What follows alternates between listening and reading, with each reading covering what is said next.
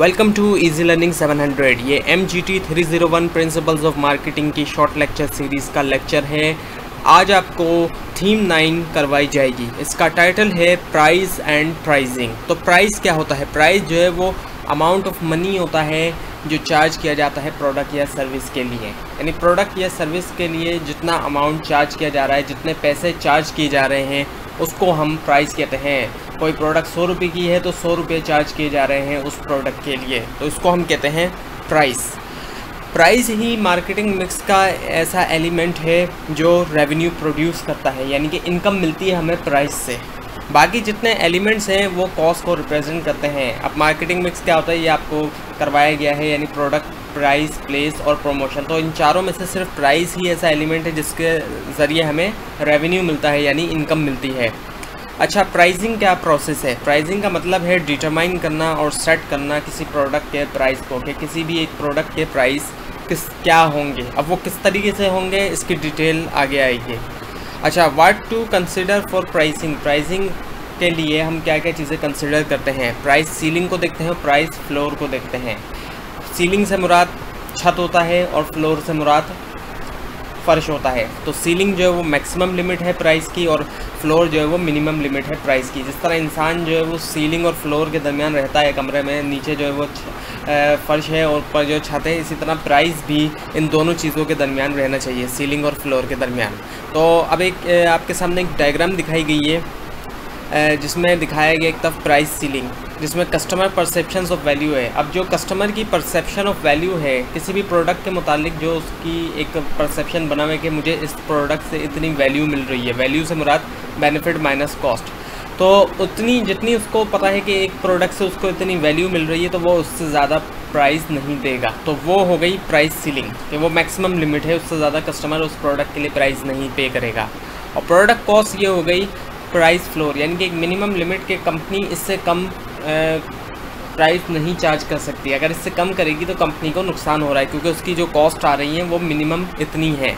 और इसके अलावा कुछ और फैक्टर हैं, other internal and external considerations, जिनकी डिटेल आगे आती जाएगी। Now the factors affecting pricing. कौन से फैक्टर्स जो है वो अफेक्ट कर रहे हैं प्राइसिंग को? उसमें है ओवरऑल मार्केटिंग स्ट्रेटजी। हम देखते हैं कि हमारी ओवरऑल मार्केटिंग स्ट्रेटजी क्या है, डिफ्रेंसिएशन है, क्वालिटी है या क्या है।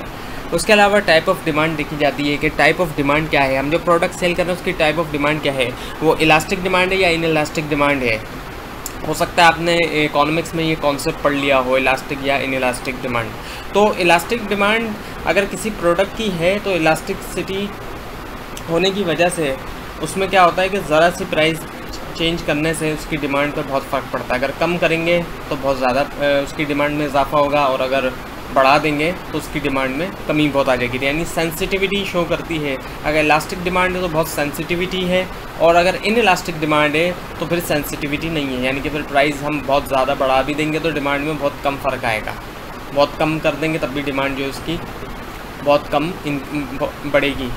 तो ये जो है टाइप ऑफ डिमांड देखते हैं। इसके अलावा type of market. Type of market से मुराद कौन सी मार्केट है, परफेक्ट कंपटीशन है, मोनोपोली है, ये भी इकोनॉमिक्स के अंदर इसकी तमाम डिटेल है टाइप ऑफ मार्केट की। तो अगर मोनोपोली जैसी मार्केट है जिसमें सिर्फ एक ही फर्म है तो वो तो फिर अपने हिसाब से प्राइस चार्ज करती है, वो प्राइस मेकर होती है, टेकर नहीं होती है। जैसे हमारे यहाँ इलेक्ट्रिसिटी वाले इतने बिल इसीलिए भेज देते हैं आराम से क्योंकि मोनोपोली बनी हुई है यहाँ पे। इलेक्ट्रिसिटी की सिर्फ एक ही कंपनी है।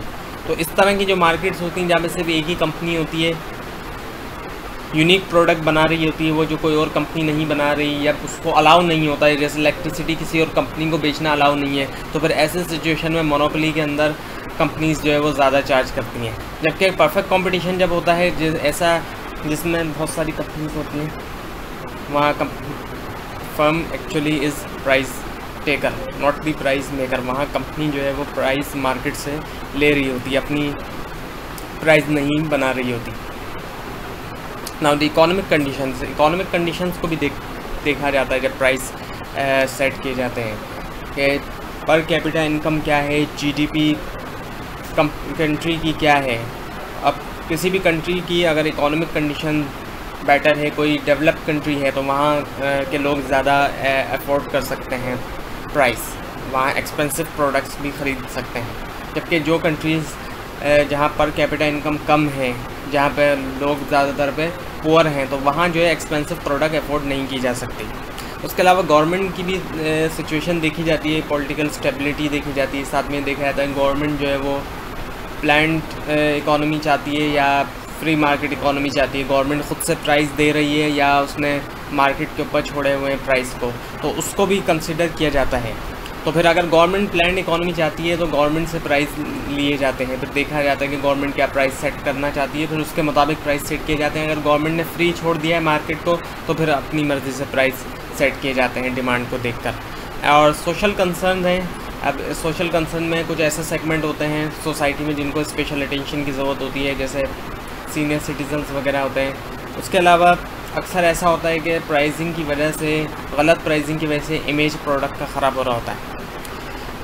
Now the what are different pricing methods. Different pricing methods क्या हैं? पहला तो है वैल्यू बेस्ड प्राइसिंग, कि वैल्यू के मुताबिक प्राइसिंग सेट की जाती है। कॉस्ट बेस्ड प्राइसिंग, कॉस्ट के मुताबिक। कंपटीशन बेस्ड प्राइसिंग, जो कंपटीटर होता है उसके मुताबिक। तो वैल्यू बेस्ड प्राइसिंग को देखते हैं। वैल्यू बेस्ड प्राइसिंग में क्या होता है कि यूज़र जो है जो बायर का परसेप्शन ऑफ वैल्यू होता है वो देखा जाता है, कि बायर को प्रोडक्ट से कितनी वैल्यू मिल रही है, बायर का क्या परसेप्शन है वैल्यू के बारे में, कि वो किसी प्रोडक्ट के बारे में क्या सोचता है कि उसको कितनी वैल्यू मिल रही है। वैल्यू से मुराद बेनिफिट माइनस कॉस्ट।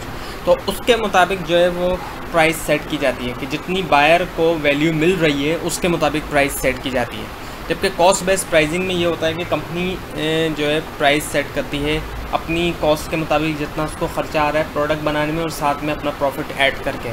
तो इसको हम कहते हैं कॉस्ट बेस्ड प्राइसिंग। अब दोनों का कुछ कंपैरिजन दिया हुआ है। कॉस्ट बेस्ड प्राइसिंग में पहले एक प्रोडक्ट को डिज़ाइन किया गया अच्छी तरह से, उसके बाद डिटरमाइन की गई इसकी कितनी कॉस्ट आई, इसको बनने में कितना ख़र्चा आया, फिर उसके बाद सेट कर दी प्राइसिंग जो है वो कॉस्ट की बेस पे।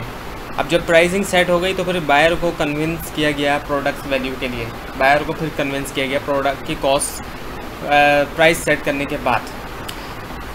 फिर अच्छा, वैल्यू बेस्ड प्राइसिंग में क्या होता है कि ये देखा जाता है कि प्रोडक्ट डिज़ाइन करने से पहले या सेट करने से पहले ये देखा जाता है कि कस्टमर की नीड्स एंड वैल्यू परसेप्शन क्या है, उसकी ज़रूरत क्या है और उसका वैल्यू परसेप्शन क्या है किसी प्रोडक्ट के बारे में। फिर उसके बाद set target price. Target price को सेट किया जाता है ताकि मैच किया जा सके कस्टमर की परसीव वैल्यू, जो कस्टमर वैल्यू क्या परसीव कर रहा है किसी प्रोडक्ट के बारे में। उसके बाद determine cost that can be incurred, और ये डिटरमाइन किया जाता है कि उस प्रोडक्ट को बनने में कितनी कॉस्ट आएगी। देन ये design product to deliver desired value at the target price. फिर उसके बाद डिज़ायर की जाती है product to deliver desired value deliver करने के लिए टारगेट प्राइस पे। Now the competition based pricing. Competition based pricing में होता क्या है कि प्राइसिंग जो है प्राइस सेट किया जाता है कॉम्पिटिटर्स को देखते हुए। जो कॉम्पिटिटर्स प्राइस रख रहे हैं उसके मुताबिक इसको सेट किया जाता है, उसको हम कहते हैं कंपटीशन बेस्ड प्राइसिंग। तो अच्छा, अब कुछ स्पेशल प्राइसिंग कॉन्सेप्ट हैं। एक है good value pricing. Good value pricing में क्या होता है कि इसमें ऐसी प्राइस सेट की जाती है कि जब कस्टमर प्रोडक्ट को यूज़ करता है तो वो बोलता है इसको अच्छी वैल्यू मिली। अच्छी वैल्यू मिली से मुराद यानी बेनिफिट ज़्यादा मिले, कस्टमर को कॉस्ट कम पे करना पड़ी, तो कस्टमर को ऐसा लगता है कि उसने फ़ायदा ज़्यादा हासिल किया प्रोडक्ट का, उसने कॉस्ट कम पे की, तो उसको हम कहते हैं गुड वैल्यू प्राइसिंग। अब है everyday low pricing. Everyday low pricing ये है कि अक्सर स्टोर्स में आपने देखा होगा वो ये क्लेम कर रहे होते हैं कि हमारी प्राइस सबसे कम है, तो उसको हम कहते हैं everyday low pricing. Now the high low pricing में क्या होता है कि बहुत से स्टोर्स में ऐसा होता है कि एक तरफ महंगी चीज़ें भी बिक रही होती हैं और एक तरफ सस्ती चीज़ें भी बिक्री होती हैं। अक्सर सुपरमार्केट में ऐसा होता है, एक तरफ सस्ती चीज़ें भी होती हैं और एक तरफ महंगी चीज़ें भी होती हैं, इसको हम कहते हैं high low pricing. Now what are different pricing strategies. अच्छा, अब डिफरेंट प्राइसिंग स्ट्रेटजीज़ में अब है new product pricing strategies, product mix pricing strategies, price adjustment strategies and price changes. तो ये इनकी डिटेल एक एक करके देखते हैं। तो न्यू प्रोडक्ट प्राइसिंग स्ट्रेटजीज़ में market skimming pricing and the penetration pricing. Market skimming pricing, जो मार्केटिंग स्कीमिंग प्राइसिंग होती है इसमें इनिशियली हाई प्राइस सेट किए जाते हैं ताकि रेवेन्यू को स्किम किया जा सके। अब इसके अंदर जो है वो ज़ाहिर बात है प्रोडक्ट की क्वालिटी जो है और इमेज जो है वो ज़ाहिर बात है क्वालिटी बेहतर होनी चाहिए और उसकी इमेज जो है लाजमी सपोर्ट करना चाहिए प्रोडक्ट को। और बायर लाजमी तौर पे जो है वो उस प्राइस को पे कर सकें। तो ज़ाहिर बात है ये हाई क्वालिटी प्रोडक्ट्स के लिए मार्केट स्कीमिंग प्राइसिंग सेट की जाती है, क्योंकि इसमें ज़्यादा प्राइस सेट की जाती होती है। जितनी एक्सपेक्टेड प्राइस होती है, एक्सपेक्टेशन होती है प्राइसिंग की, उससे ज़्यादा प्राइस इसमें चार्ज की जा रही होती है मार्केट स्कीमिंग प्राइसिंग के अंदर। अब मार्केट पेनिट्रेशन प्राइसिंग में क्या होता है कि इनिशियली जो है वो लो प्राइस चार्ज की जाती है ताकि लार्ज नंबर ऑफ़ बायर जो है वो अट्रैक्ट हो सकें और मार्केट शेयर जो है वो बढ़ सकें। कम प्राइस चार्ज करेंगे तो ज़्यादा से ज़्यादा बायर ख़रीदेंगे और उससे क्या होगा कि मार्केट शेयर जो है वो बढ़ता रहेगा। Now the product mix pricing strategies. अब different product mix pricing strategies हैं, अब इनको एक एक करके देखते हैं। तो पहली है product line pricing. Product line pricing में क्या होता है कि प्रोडक्ट लाइन, जैसा कि आपको बताया गया था पहले भी, तो प्रोडक्ट लाइन होती है हर कंपनी के अंदर। फॉर एग्जांपल एक कंपनी जो है वो डिफरेंट टाइप्स ऑफ सोप बना रही है, मुख्तलिफ तरह के सोप है, बेबी सोप है, ब्यूटी सोप है और एंटी बैक्टीरियल सोप है। अब ज़ाहिर बात है एक प्रोडक्ट लाइन के अंदर भी डिफरेंट प्राइजेस की प्रोडक्ट्स होती हैं, तो पूरी प्रोडक्ट लाइन को कंपनी ने कंसिडर करना होता है कि एक प्रोडक्ट लाइन में कौन सी प्रोडक्ट की कौन सी प्राइस होगी, तो उसको हम कहते हैं product line pricing. Now the optional product pricing. Optional product pricing में क्या होता है कि कस्टमर के पास ऑप्शंस होते हैं। ऑप्शंस किस तरीके से होते हैं, एक ही प्रोडक्ट का एक बेसिक वेरिएंट होता है और फिर साथ में कस्टमर को एडिशनल प्राइस पे करना पड़ता है एडिशनल फीचर्स के। फॉर ये ज़्यादा तौर पे अक्सर व्हीकल्स के अंदर, गाड़ियों में होता है कि एक बेसिक फीचर निकाला है, वेरिएंट है जिसको हम वेरिएंट कहते हैं। बेसिक वेरिएंट निकाला है जिसमें बेसिक फीचर्स होते हैं, उसके बाद फिर उससे थोड़ा अपग्रेड वेरिएंट और फिर उससे अपग्रेड वेरिएंट। इलेक्ट्रॉनिक डिवाइसेस में भी होता है, टैबलेट वगैरह के अंदर एक बेसिक वेरिएंट है टैबलेट का और एक थोड़ा अपग्रेड है, एक के अंदर सिम लगी हुई है, एक के अंदर मेमोरी ज़्यादा है। तो इस तरह इसको हम कहते हैं ऑप्शनल प्रोडक्ट प्राइसिंग। कस्टमर के पास इसमें ऑप्शंस होते हैं।